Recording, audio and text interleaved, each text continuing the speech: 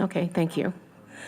So, friends, on behalf of the Police Commission, and based on what you just heard from Bethany, we will spend about 10 minutes just going over a few things about the role of the commission. As we look at this new year, we think it's good to remind ourselves about what the consent decree calls us to do, and as well as we have new people in our audience here tonight, as well as those that will be viewing this on TV 20. But basically, in 2015, a call went out for service. It was an opportunity to impact change.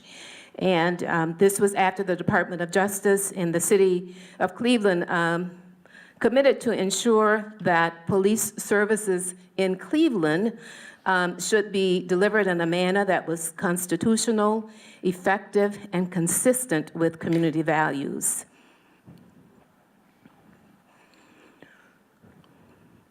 So in response to this call, the profile of the persons that the selection panel was looking for, there were at least 8 different categories. And you can read this in the consent decree. I know some of you have heard this before, but again, it's just to remind all of us that these were the different categories and the profiles of, and I won't read them to you. We'll let you just read those. So basically, these are the categories that were laid out, and the call. In response to the call, the response yielded, it was over 175 Clevelanders that expressed interest in 10 open slots for the panel, the commission, the first commissioners. And 3 of these slots were dedicated to the Cleveland Department of Police. We have, as you know, represented amongst us the Cleveland Police Patrolmen's Association, the Federal Fraternal Order of Police, as well as the Black Shield. Those were 3 areas that, 3 positions anyway, that were also part of the original 13, and you can read this on at paragraph 16 in your copy of the consent decree. And bullet 3 on this said the commitment that we made was to serve no more than 4 years. Some of us that started back in 2015 when I saw no more than 4 years. Sorry to sound excited about that. But it's been a really great experience, those of us that are at the 2.5-year mark. So in the early days and our initial meetings for the commission, we actually blazed 2 distinct paths. One path looked at how we would organize ourselves in terms of the practices that were required for any organization. We spent time looking at our mission statement and bylaws and how we would structure oversight, our marketing materials, things of that nature. And this is the mission statement that we work under right now, we all agreed on. And this is pulled straight from the consent decree. And the other part, of course, was a path that focused on policy work for which work groups were organized. So whereas the governance parts of what we need to do is still unfinished work, specifically as it relates to our bylaws, as I said, we did produce our mission statement. So our footing, where do we stand in terms of our work? Our core goal for the CPC is representing the community. And you've heard that from our community engagement coordinators. We are to represent the community. So we need to really look at the ways that we can increase our collective power in terms of the decision-making around the way that the consent decree is actualized. So over this 2.5 years, we finally have a full panel of 13 volunteer commissioners, and we have a staff of 5. And our most pressing duty, we need to be prepared to effectively engage community in meaningful ways. Now, in this past 2.5 years, we have, and you have participated in this as a community. We responded to draft CDP policies, and we've done that in community. Doing it in community means that you've come to these meetings, you've come to town halls, and you have participated in that. We need to continue with that. When we hired our staff, that was done in community.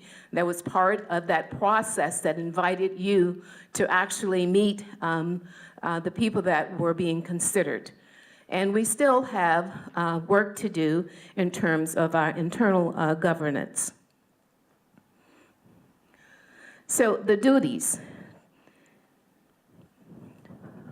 And you can find all of this in the consent decree. Again, these are reminders. First month of the year, it's just reminding us of what we say, what we have committed to do, and you as community, how we continue to need your support. On page 5 of the consent decree, we have what we call mandates. And we can split hairs over what a mandate is in terms of a definition, but it's an official obligation that we need to recognize as we carry out our task. And we are to be making recommendations to the chief of police and the city, including the mayor and the city council, on policies and practices related to community and problem-oriented policing, bias-free policing, and police transparency. And the second one that you will find in the consent decree says that we are to work with the many communities that make up Cleveland for the purpose of developing recommendations for police practices that reflect an understanding of the values and priorities of Cleveland residents. And the third mandate is to report to the city and community as a whole, and to provide transparency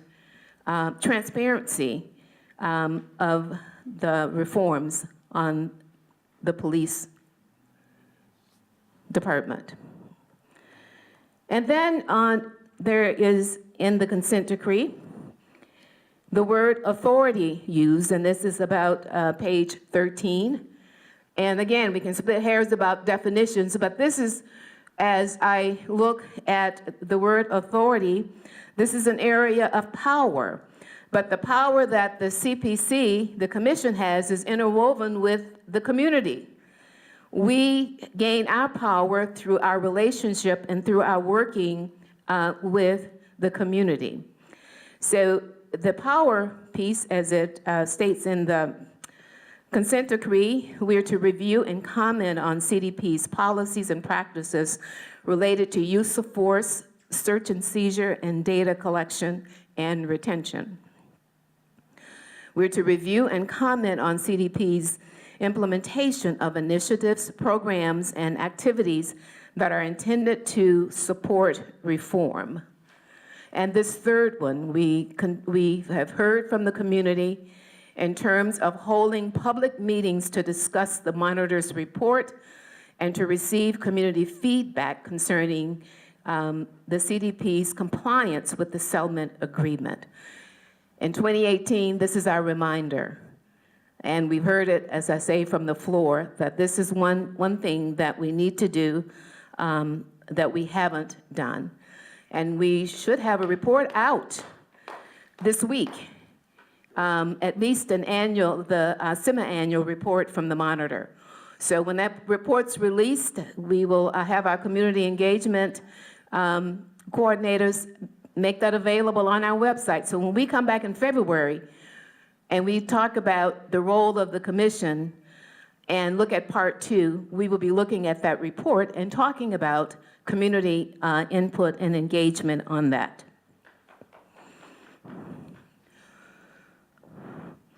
And we ourselves, as a commission, are to issue reports. And so we will be issuing our annual report.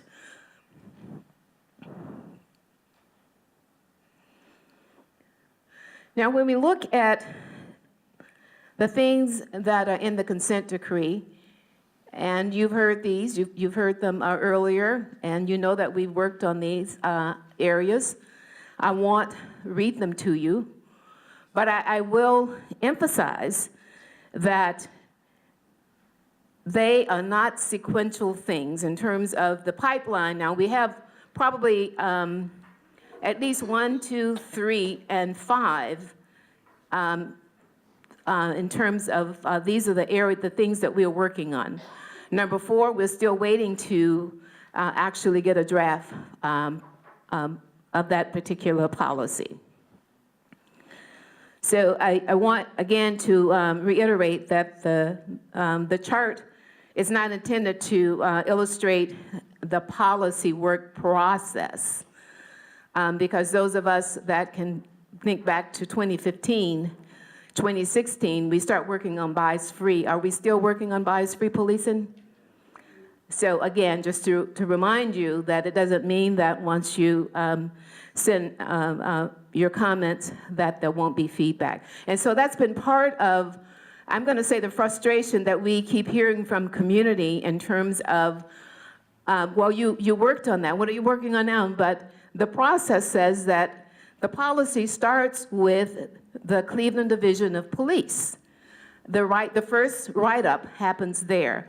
And then it comes to community, and we, being the community, we give our recommendations and it goes back. So it's a back and forth thing until there is something in writing that the monitor feels it's ready to be lifted up for consideration by Judge Oliver. So, and that's a very long process, and it's really frustrating, especially not just for you, but for us, because we have staff now, we all teed up and ready to, to dig deeply in some things, but it just doesn't happen that way. And so we don't have control over when the final say is going to happen, but we need to stay engaged. And one way that we can stay engaged is really during these times when we don't have a policy that we're working on, is to do research. The next big policy that we have coming up, other than number 4, is the community problem-oriented policing. There's a lot of information that we could be reading. And this is just one example. This is one fact. We need to have best practices when we make recommendations to the Cleveland Division of Police. We need to be able to say, as a community, these are best practices that we've looked at, and we've done some research. So this is just one. You can go Google community problem-oriented police, and then you can get others, but I just pull this one up just to give you an example. Because as we look at this, and look at the community problem-oriented policing. Now, this is on page 8 in our consent decree. But we worked on some other things first. The line, the 1 through 5 that we just looked at, because if we don't get those 1 through 5, the bias-free policing, search and seizure, and the other policies and data collection in place, then we don't have the undergirding that we need to do the community problem-oriented policing and to give some feedback on that. And Amanda King is not with us tonight, but she's the commissioner that's actually leading this task force. So continue to do some research. When you look at the monitor's report and you come back next week, I'm sure that this particular policy will be mentioned. Let us hear some research. And another piece of this is your district police committees. How many of you attend your district police committee meetings? Wonderful. We want to see more hands because that particular process is being looked at as well. So in order for us as a commission to be able to help you We need to have you at least lend yourself to doing as much groundwork and doing a little bit of research, so when we come, that our meetings now become more of a strategy meeting as opposed to we are all, just kind of upset. But we want to really use this to really kind of call you to action.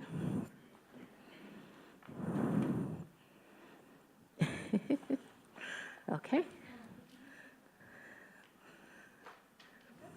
Yeah, almost. So what is Yvonne Connor saying? We're saying that for 2.5 years, we've done really yeoman's work, but we've only scratched the surface. And I use this iceberg just to remind you that there's a lot that needs to happen. And as we dig deeper, we're getting to where that we think we've had the emotional piece in terms of all of the policies that we've looked at, but we looked at them individually. But when we look at, and I'm not an officer, but I've worked in jobs, when you know the rules, one person needs to know all of that. You don't have one officer that's doing buys free, and we want them to know the whole ball of wax. And then come to our community. And I want you to be able to see, we'll see if this works. Almost.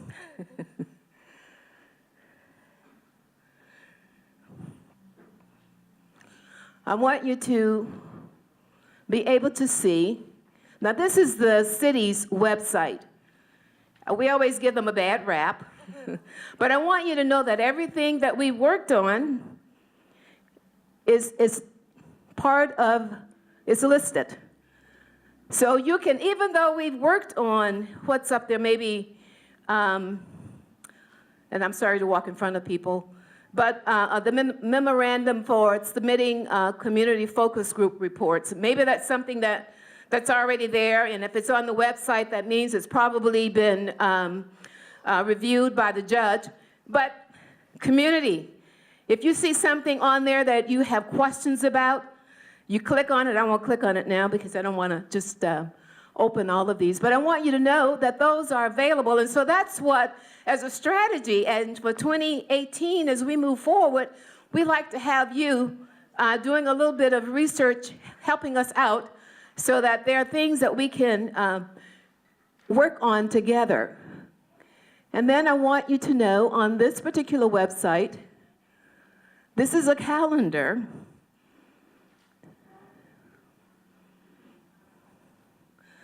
And it gives you an idea of what's coming up. Now, when I first looked at it, I said, oh, that's 2017.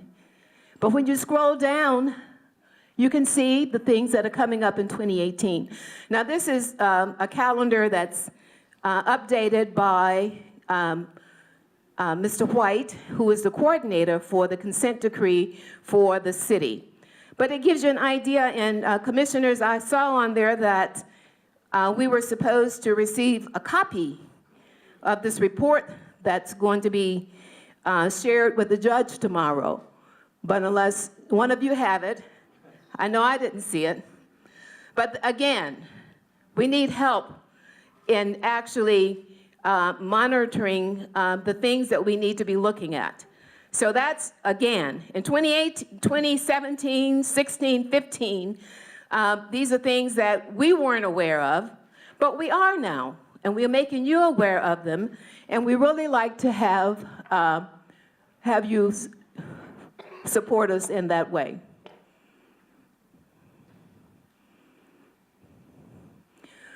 So our duties, what I'm saying is that we invite you to help us take a deeper dive, is what we are asking.